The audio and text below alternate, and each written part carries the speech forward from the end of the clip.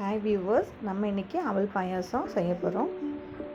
தேவையான பொருட்கள்: ஒரு கடாயில் 2 ஸ்பூன் கீ ஊற்றுறேங்க.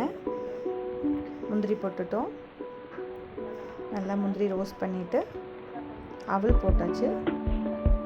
அவல் நல்லா செவக்க வறுக்கிறேங்க. செவக்க வறுத்த உடனே இந்த ஸ்டேஜில் நம்ம வாட்டர் ஆட் பண்ணிக்கலாங்க. ஆட் பண்ணிவிட்டு நல்லா அது பாயில் ஆகட்டுங்க. மூடி வச்சிடலாம். நல்லா வெந்துருச்சுங்க. இப்போ இந்த ஸ்டேஜில் நம்ம ஏலக்காய் பவுடர், சுகர் 1.5 கிளாஸுங்க, நல்லா கலக்கிக்கலாம்.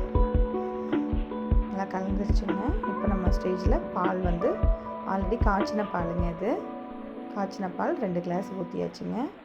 ஒரு 3 மினிட்ஸ் கொதித்த உடனே நம்மளுடைய அவல் பாயாசம் ரெடி ஆயிடுச்சுங்க. தேங்க்யூ.